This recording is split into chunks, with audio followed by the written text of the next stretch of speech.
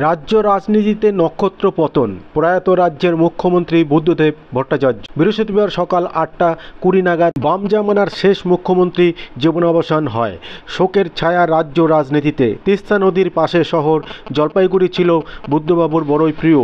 1996 সাল থেকে 2010 সাল পর্যন্ত বহুবার তিনি এসেছেন জেলা জলপাইগুড়িতে। মুখ্যমন্ত্রী হওয়ার আগে মুখ্যমন্ত্রী এবং তথ্য সংস্কৃতি মন্ত্রী থাকাকালীন জলপাইগুড়ি শহরে বেশ কিছু প্রকল্প ও শিলান্যাস করে গেছেন তিনি। তথ্য সাংস্কৃতিক বিভাগের ভারপ্রাপ্ত মন্ত্রী থাকাকালীন 1995 সালে রাজেন্দ্র দেব রায়কোট সাংস্কৃতিক কলা কেন্দ্রে ভিত্তিপ্রস্তর স্থাপন করেন।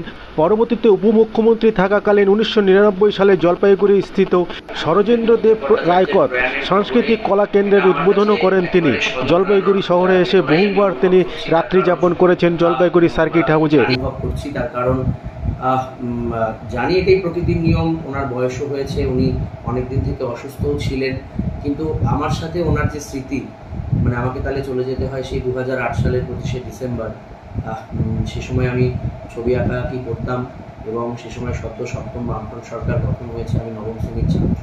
একটি ছবি এঁকে বিভিন্ন জায়গা থেকে আমি পুরস্কৃত হচ্ছিলাম এই বামফ্রন্ট সরকারের বিষয়ে।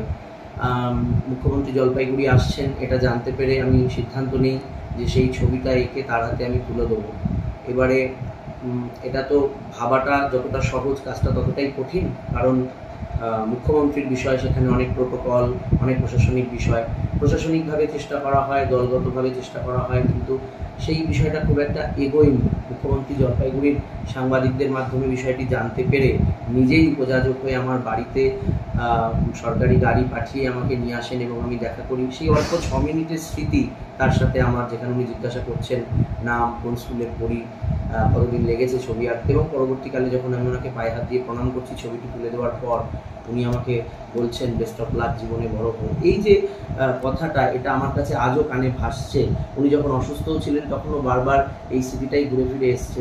ঘটনাচক্রে আমি আজকে কলকাতাতেই রয়েছি।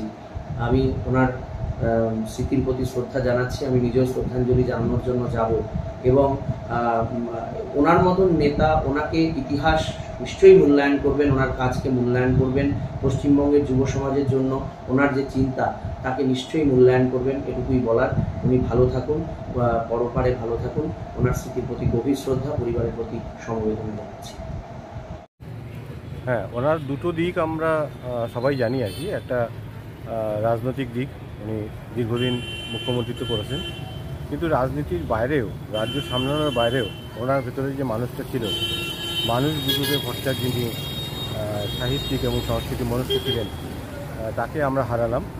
এবং তিনি শত কাজের ব্যস্ততার মধ্যেও তাকে আমরা পশ্চিমবঙ্গ সাহিত্য একাডেমি, বাংলা একাডেমিতে কবিতা পাঠ করতে দেখেছি, যেটা দেখে আমাদের ভালো লাগতো।